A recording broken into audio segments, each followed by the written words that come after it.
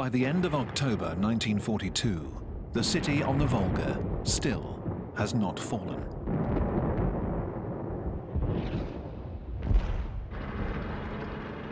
The Führer announces to the German people, "We have taken Stalingrad. A few pockets of resistance remain. We will take them one by one. It is just a question of time." For Hitler, Stalingrad has come to represent his victory over Russia.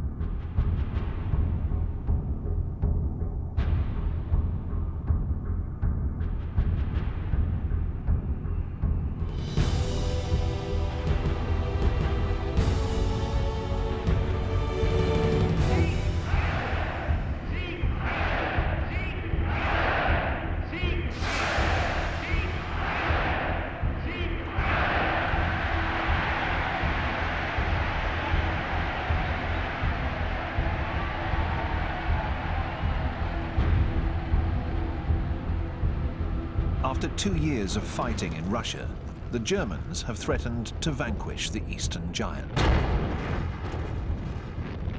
In the north, Leningrad is surrounded by the Germans.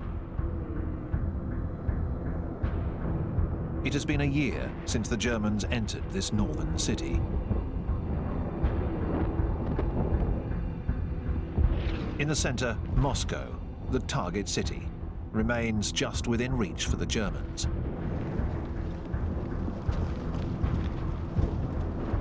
In the south, the drive towards the Baku oil fields has come to a halt in the Caucasus Mountains.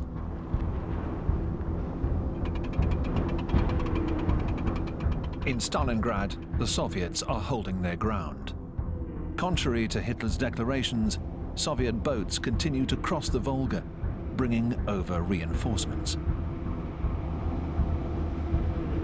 Every day, thousands of young Russian men, sometimes without any weapons or military training, are disembarked on the riverbanks. Those who back away from the German shells are ruthlessly executed by the political commissars.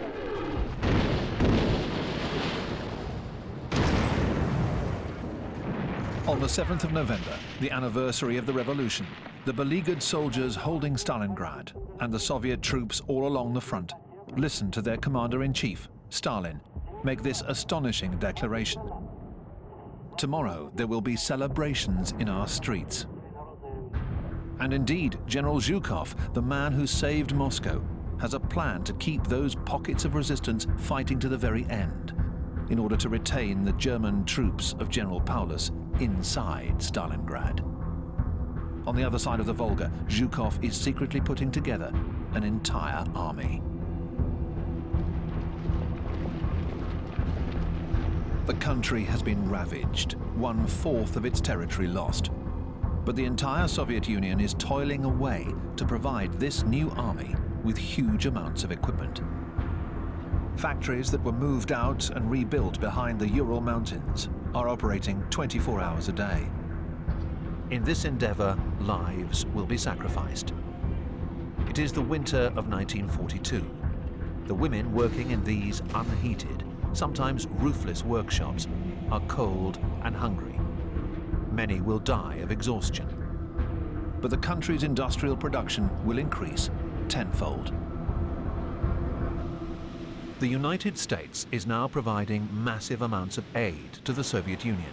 The Allies are able to reduce the threat posed by German submarines in the North Atlantic by forming protected convoys to Soviet ports, such as Murmansk. Anti-communism is put on hold. For the Americans, Joseph Stalin is now Uncle Joe, and for the British, good old Joe. The Russians receive huge shipments of jeeps, tanks, planes and trucks, and cans of corned beef. When they open the tins of meat, the Russian soldiers joke, "We're opening the second front."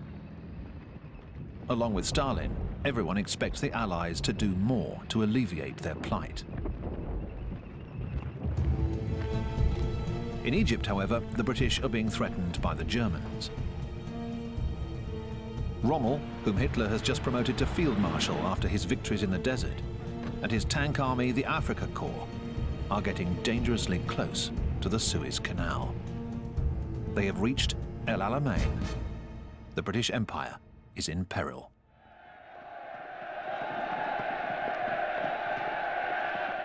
The British Prime Minister Winston Churchill comes to encourage his army in the desert. The situation is grim, but he retains his sense of humour and shares cheerful moments with his men.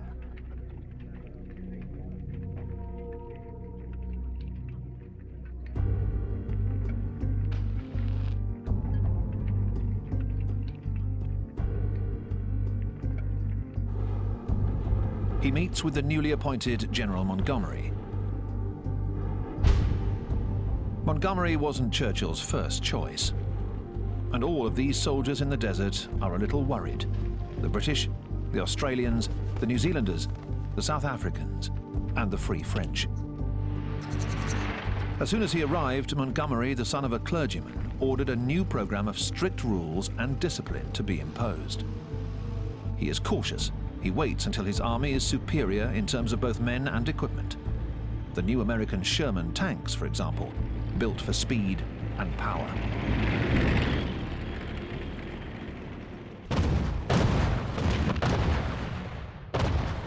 Montgomery launches his offensive with a preliminary artillery barrage, followed by a massive tank assault.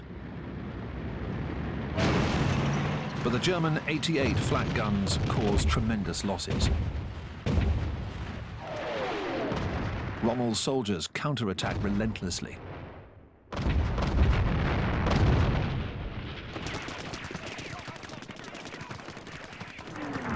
The battle turns into a bayonet charge, just like in the Battle of the Somme in 1916, with heavy casualties on both sides. In this deadly game, it is the side with the most men that wins. In a letter to his wife, Rommel writes, "We're simply being crushed by the enemy's weight." He receives a message from Hitler.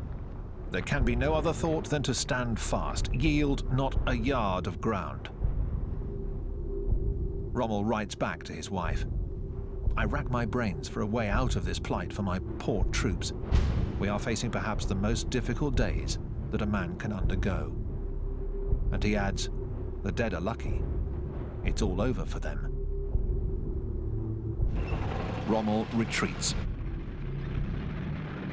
In London, Churchill announces to his fellow citizens what is really the first good news of the war. This is not the end. It is not even the beginning of the end. But it is perhaps the end of the beginning. Churchill's words ring out around the world. The old British lion has stood up to Hitler.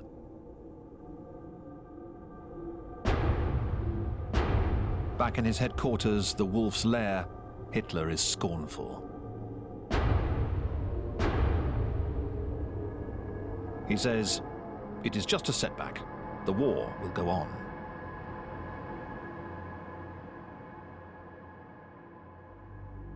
And indeed it does. The Allies open up a new front in North Africa, a first step towards controlling the Mediterranean. As in 1917, American troops sail across the Atlantic. The French writer Antoine de Saint-Exupéry, who was exiled in New York, will return from the US with one of these military convoys. The author of The Little Prince writes, "Friends in America, I'd like to do you complete justice. 50,000 soldiers were going to war not for the United States, but for humanity, for human respect, for human freedom, and human greatness."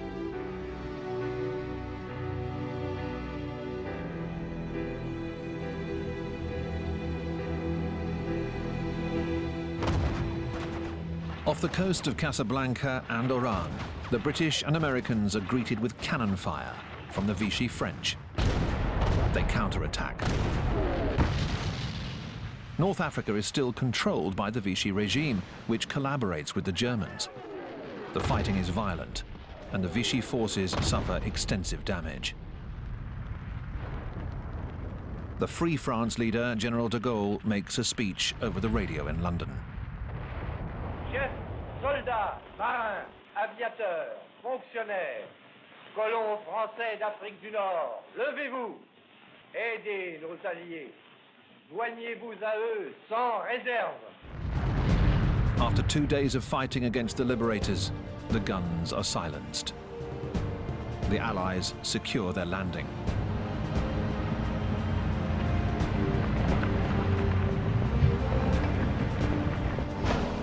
In Algiers, the pragmatic US Commander-in-Chief, General Eisenhower, negotiates with the Vichy regime's military commander, Admiral Darlan. Darlan is one of France's most die-hard collaborators, who had even met Hitler. He decides to switch sides, and the French forces in Algeria and Morocco join the Allies. A few weeks later, Darlan will be assassinated by a French resistance fighter. Many of the French in North Africa greet the Americans warmly.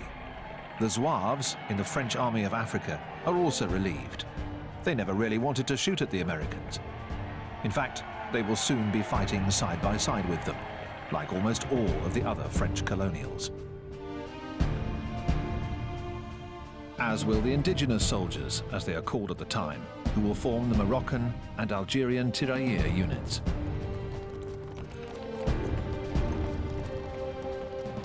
The Axis powers have anticipated the Allies by moving into Tunisia, a territory still controlled by the Vichy regime, which allows the Germans to stay.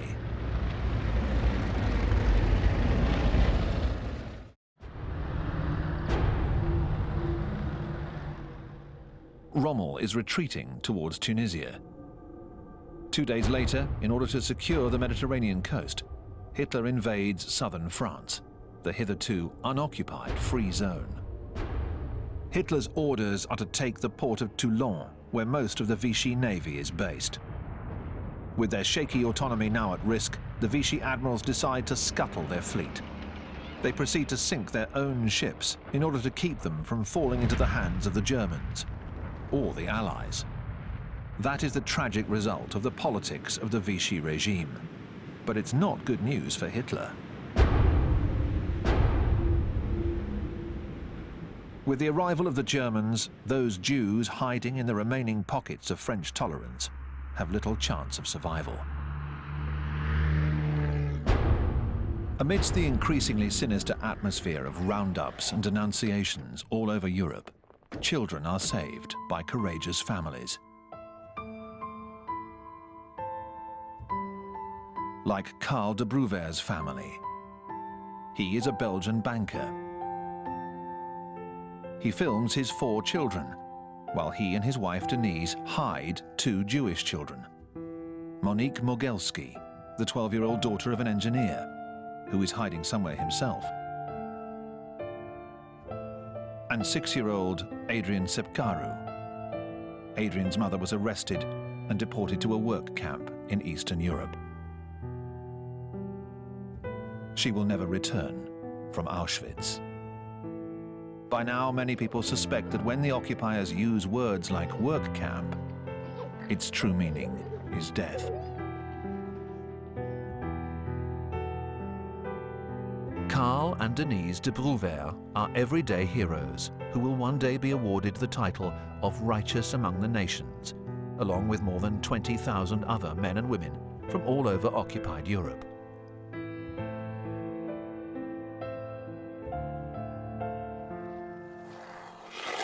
"3,000 kilometers away, outside of Stalingrad, the Germans have been enjoying a brief respite behind the lines before returning to fight the Russians in order to eliminate their remaining pockets of resistance.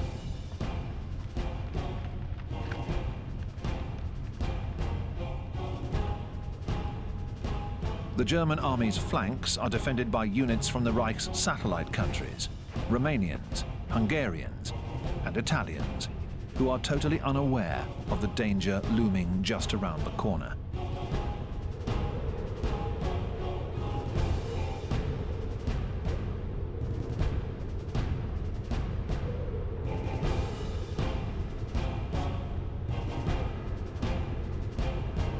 few kilometers away, the Soviet troops are preparing to attack.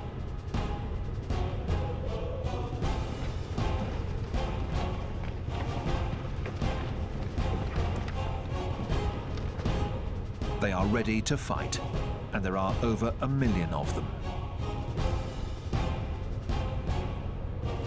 They are going to storm the enemy's weakest units in order to surround the German army occupying Stalingrad.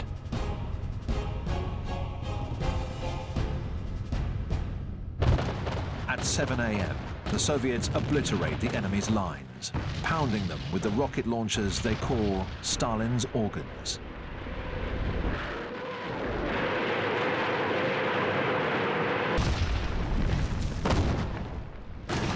Zhukov's massive army launches the offensive.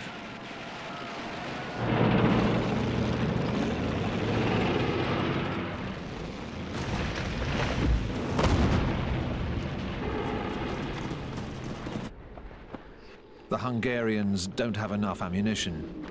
The Romanians don't have any anti-tank weapons. They, as well as the Italians, lost a massive number of men.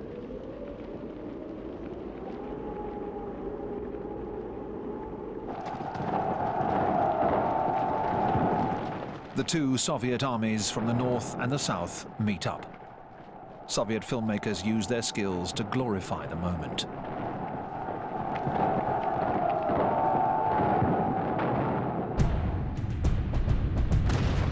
The Germans see the Soviet tanks close the circle around them. General Paulus's 6th Army is trapped inside Stalingrad.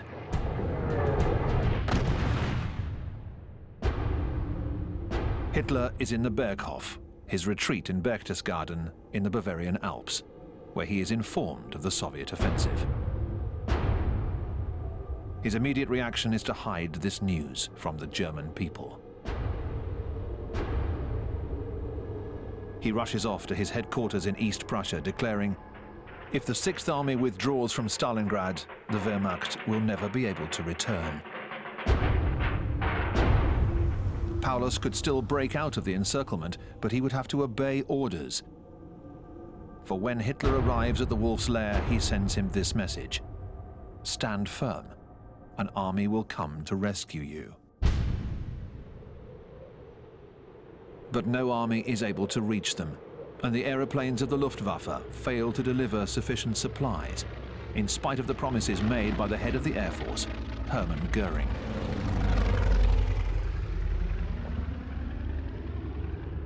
At Christmas, rations are reduced to 50 grams of bread and 12 grams of fat.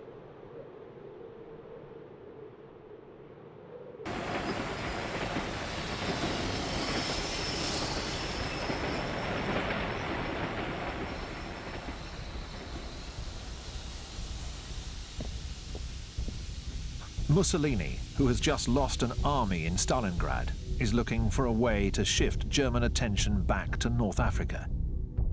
He writes to Hitler, "In my opinion, Russia can never be annihilated. She is defended by her very size, a territory so vast that it can never be conquered or held. The Russian chapter is over. We should make peace with Stalin." What would Hitler do? To negotiate would be to admit that the campaign in Russia was a huge failure.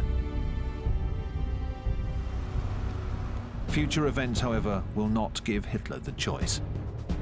Roosevelt, the President of the United States, has arrived in Casablanca in Morocco to attend one of the most important meetings in modern history. He and Churchill want to settle the prickly question of French political power. Roosevelt wants to exclude de Gaulle, who since 1940 has been claiming his legitimacy as the leader of the French resistance movement. Roosevelt says, "General de Gaulle is a soldier, certainly a patriot and devoted to his country. But on the other hand, he is also a politician and a sectarian, and I believe in him he has all the attributes of a dictator." Roosevelt prefers to invite another of France's great leaders to Casablanca, General Giraud. Taken prisoner in 1940, he has just escaped from Germany and arrived in North Africa. He cuts a dashing figure.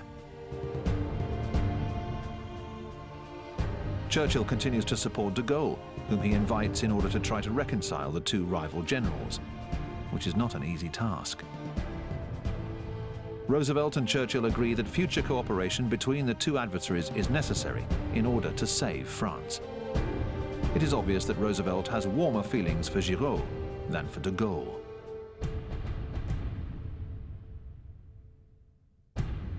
Then at the closing press conference, Roosevelt and Churchill make a declaration of the utmost importance. With great vehemence, they pronounce the words that will henceforth become the Allies' credo: unconditional surrender by Germany, Japan, and Italy.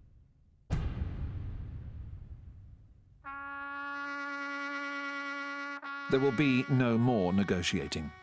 The Allies will keep fighting the Axis powers until the very end. The price in lives will be high, and many believe that this radical position, whose purpose is to reassure the Soviets, will only serve to increase the Germans' devotion to their Führer.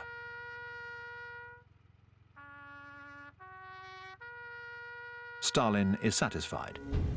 He feared that Hitler would conclude a separate peace with the Allies in order to pit all of his forces against Russia. He launches his offensive to annihilate the beast still lurking in the ruins of Stalingrad.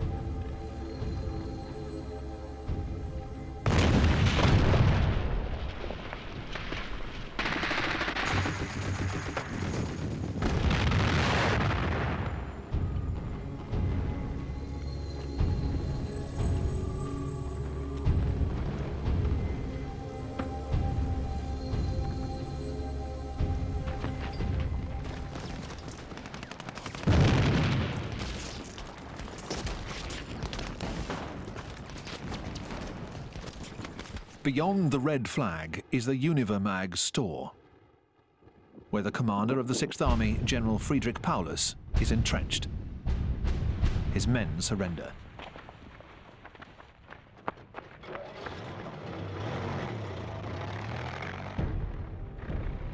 The day before, Hitler had promoted him to Field Marshal, thinking it would compel him to commit suicide in order to save his honor.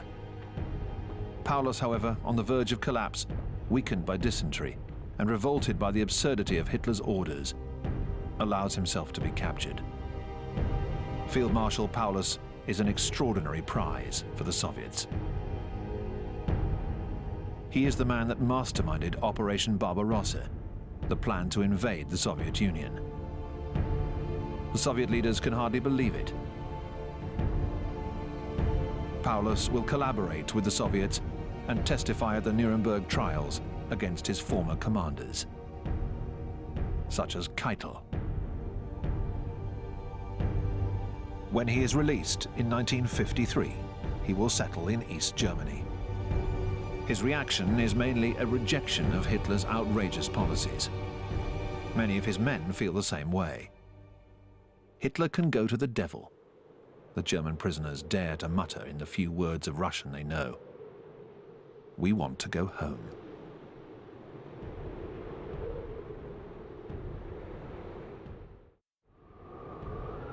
We can only imagine how the people in the occupied countries must have felt. After the German defeat at Stalingrad, hope is revived. The German news broadcasts do not, of course, show any of these images. And Hitler says, "We must not use the word surrender. We must explain that our men were unable to receive supplies and that is why they were beaten. We have to use the word sacrifice."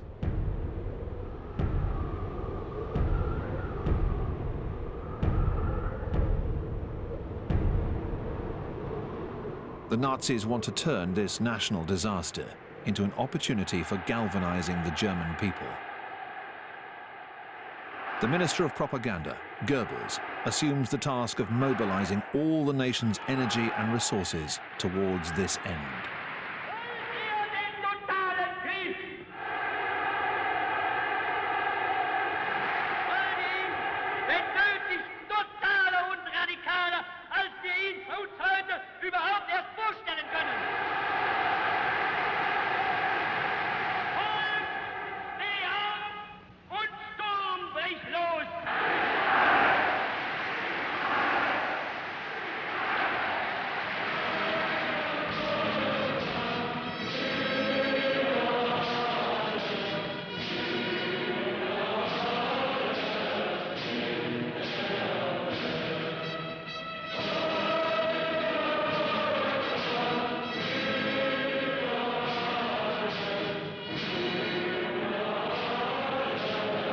In the audience, seemingly ecstatic, is Albert Speer.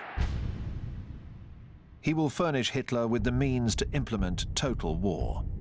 Hitler calls him his only friend. The 38-year-old architect, builder of the Führer's megalomaniac edifices, has been appointed Minister of Armaments.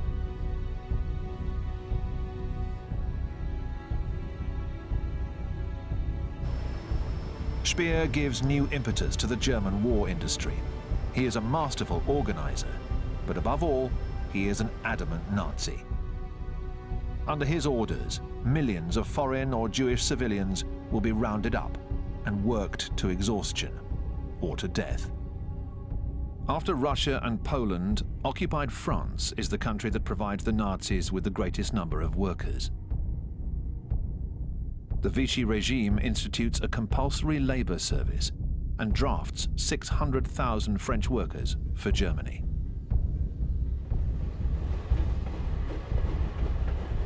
Those who want to evade this service take to the forests and join the resistance movement. The song of these groups is the partisan song.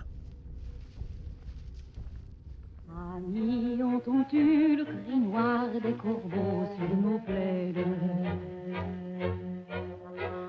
Amis, entends-tu les cris sourds du pays qu'on enchaîne? Oh, et partisans, ouvriers et paysans, à vos armes. Underground resistance groups have been created in all of the occupied countries. Montez de la mine, descendez des collines, camarades. Sortez de la paille, les fusils, la mitraille, les grenades. Oui, les tueurs à la balle et au couteau, très vite. Oui, les saboteurs, attention à ton fardeau, dynamite. C'est nous qui brisons les barreaux des prisons pour nos frères.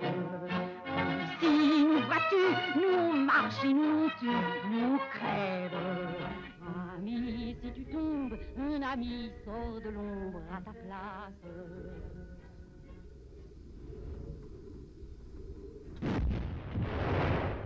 Behind the walls of the Warsaw Ghetto, the Germans are confronted by a Jewish uprising.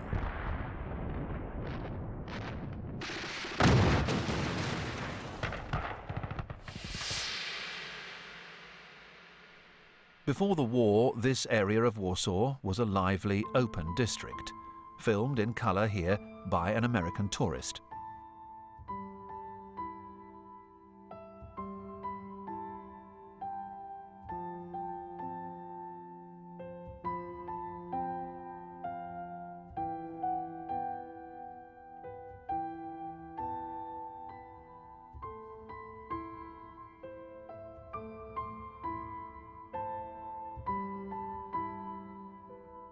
In 1940, the Nazis turned this pleasant area of Warsaw into an overpopulated prison.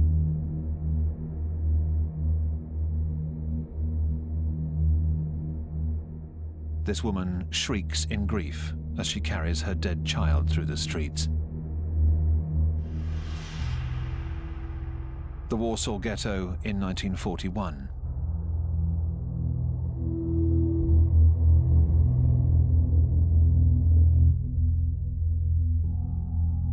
The ghetto in 1942.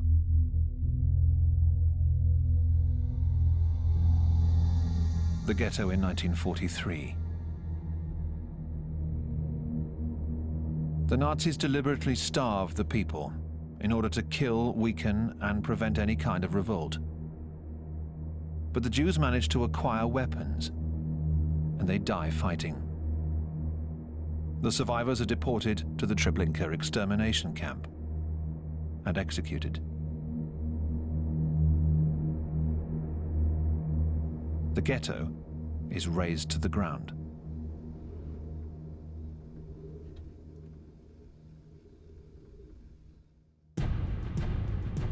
At the same time, the Allies win another victory.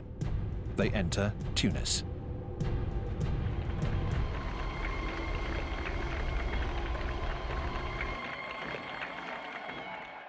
Behind these gates, the Germans had already initiated policies to persecute the Jews in Tunisia during their short occupation. The Jews immediately take the opportunity to remove their yellow stars.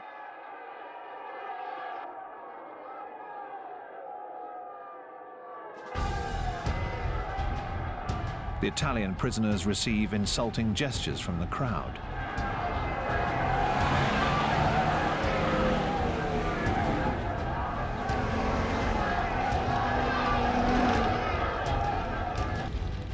Rommel, who is still in Tunisia, is filmed by a German officer before boarding one of the last planes leaving for Germany.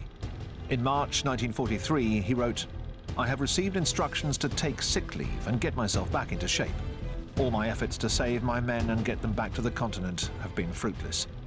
Orders have been issued by the Führer's headquarters to maintain the utmost secrecy concerning my recall to Germany. My military reputation is still to serve as a deterrent."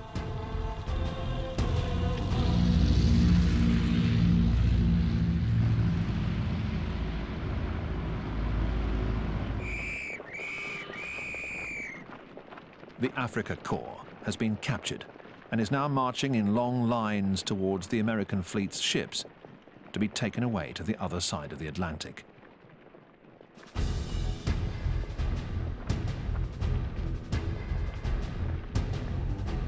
During the war, 380,000 Germans will be sent over to Canada and the United States, from where escape is impossible. These prisoners are about to embark on a strange odyssey. It begins on these military transport ships. Many feel like they're in a dream. For them, the war is over and they are safe. However, for these German soldiers, the dream will soon turn into a nightmare, because even here, the Nazis remain in control. These men coming off the boat in Canada insist on making the salute, even those with just one arm. Some prisoners are sent to camps in Virginia and Texas. They work on cotton or tobacco plantations.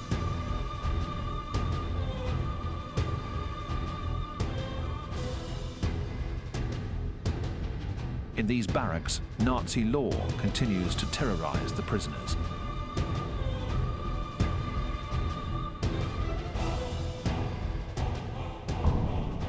Within a short time, Nazi officers have taken control of the prisons, using intimidation, torture, and even murder to maintain fascist ideology among their fellow prisoners.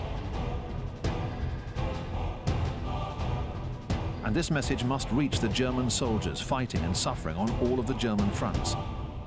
They have to understand that they have nothing to gain from turning themselves in to the Allies.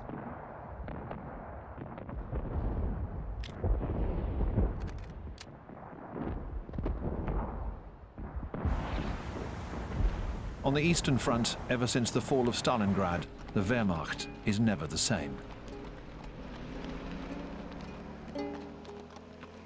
The soldiers exchange rumors about the Führer. Apparently he's lost his head. He's being secretly held in Berchtesgaden. It's his double that we're seeing.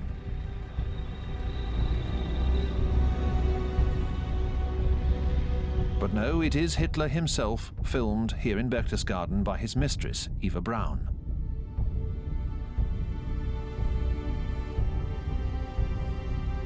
Since his army's defeats at Stalingrad and El Alamein, he's changed. His famous moustache has grayed. One of his generals, von Singer, is struck by his appearance. He says his skin was flaccid. The look in his blue eyes, which had mesmerized the crowds, was reddened by insomnia.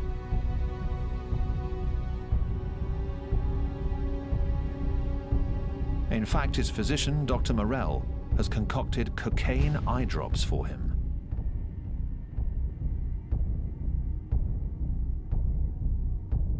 Morell is filmed here on the 20th of April 1943 with the secretaries and close friends who have come to wish the Führer a happy birthday. He is only 54. Morell is able to make him presentable for ceremonies. Hitler, however, is careful to keep his left arm under control. It tends to tremble. He is already showing signs of Parkinson's disease.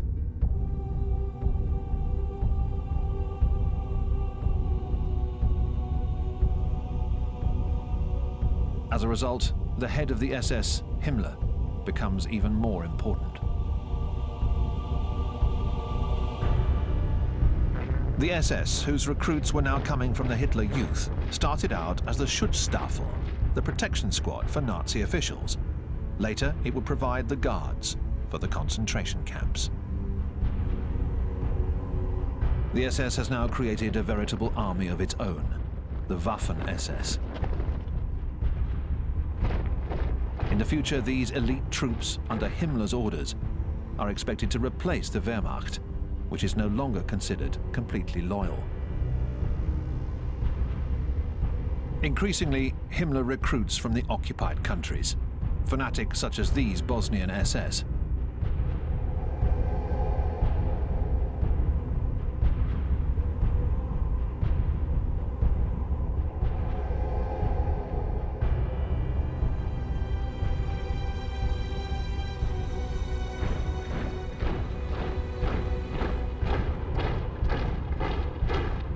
In the occupied areas of Russia, the SS also has no problem recruiting 2 divisions of Cossacks, who during the time of the Tsars were already known for their bloody anti-Semitic pogroms. They will form the fearsome 15th SS Cavalry Corps.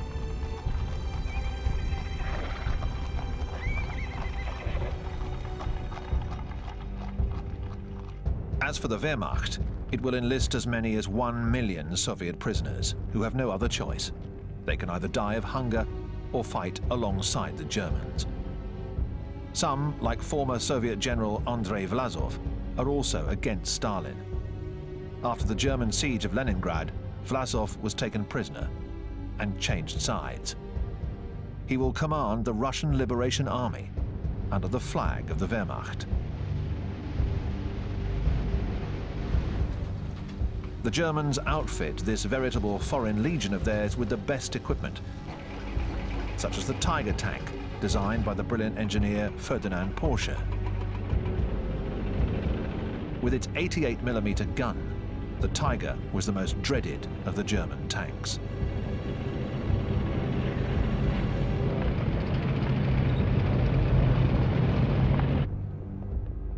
As a result, back in the Wolf's Lair, Hitler starts to feel hopeful again. He can now renew his obsession with destroying the Red Army. He wants to attack at Kursk. The Russians have pushed forward into the front lines, and Germany will launch a massive summer offensive, Operation Citadel, the biggest tank battle in history. 2,700 German tanks are preparing to combat 3,600 Soviet tanks.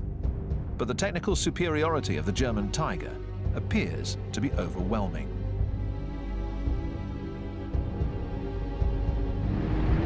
Hitler knows the importance of this battle.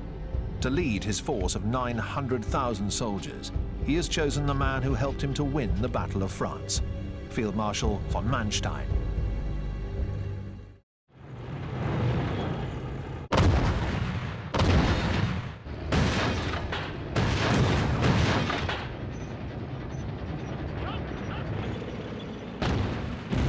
The offensive, led by the Tiger tanks, breaks through the Soviet lines, but encounters a brutal anti-armor defense set up by the Soviets and dense concentrations of tanks.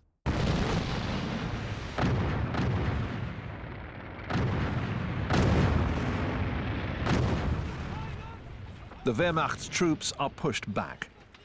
Even the formidable Tiger tanks are falling victim to the Soviets.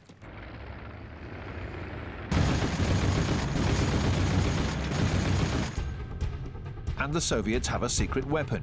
The British have succeeded in capturing and decoding the German encryption machine called Enigma, and they are now able to read all of the most secret German orders. The powerful Soviet Secret Service in Great Britain had managed to pass on the decoded operation plans to Moscow.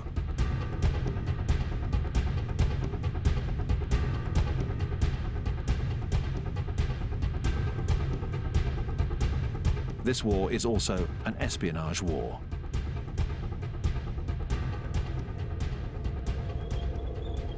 At Kursk, the outcome is devastating for the Germans, who have already lost 50,000 men in this battle.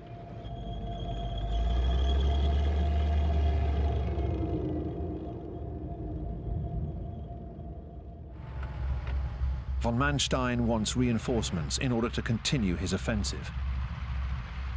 He is waiting for Hitler.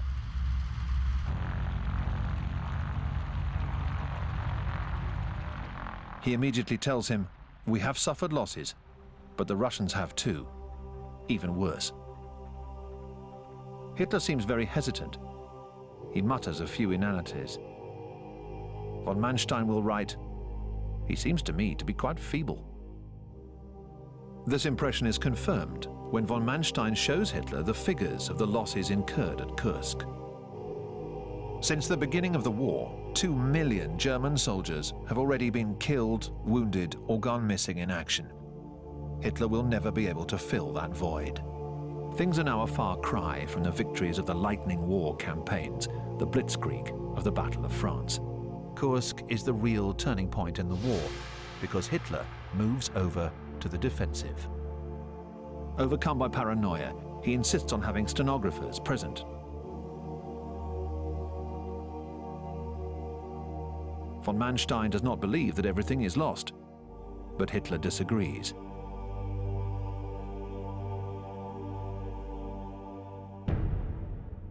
Von Manstein implores him to continue the offensive. Hitler refuses. The Battle of Kursk is over. For Hitler, the priority now is to send reinforcements over to Sicily, where the Allies have just landed. The noose is tightening. Things are moving fast.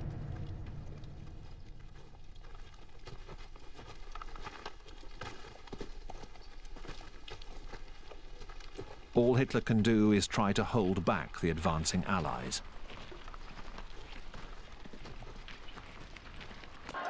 But he is unable to prevent the fall of Mussolini, which leads Italy to surrender and to change sides.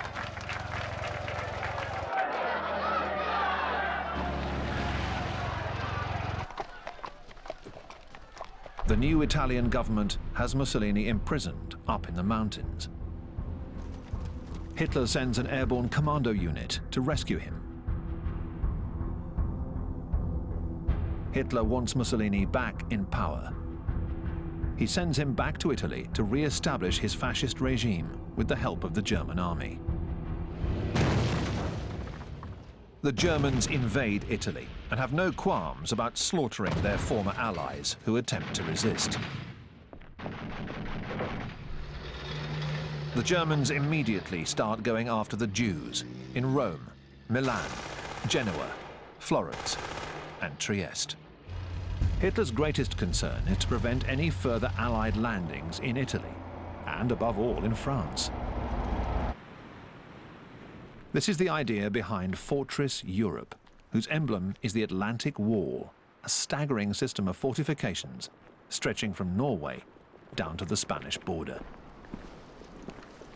Rommel is put in charge of defending Fortress Europe.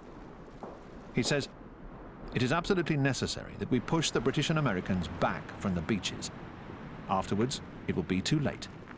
The first 24 hours of the invasion will be decisive. It will be the longest day."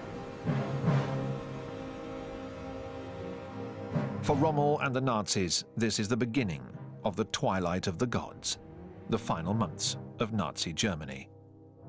And yet these German newsreel images of Rommel, who has been invited to tea by Magda Goebbels, the wife of the propaganda minister, are revealing of the mood of the Nazis at this point in the war.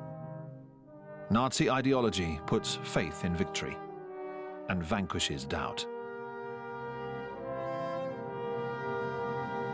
Magda Goebbels worships Hitler like a god, even though he is driving Germany into a frenzy of bloodshed and death. Magda Goebbels has given all of her 6 children first names that begin with the letter H, just like Hitler. Helga, Hildegard, Holdine, Helmut, Hedwig, and Heidrun. She will kill them all, one by one, on the last day of the Reich.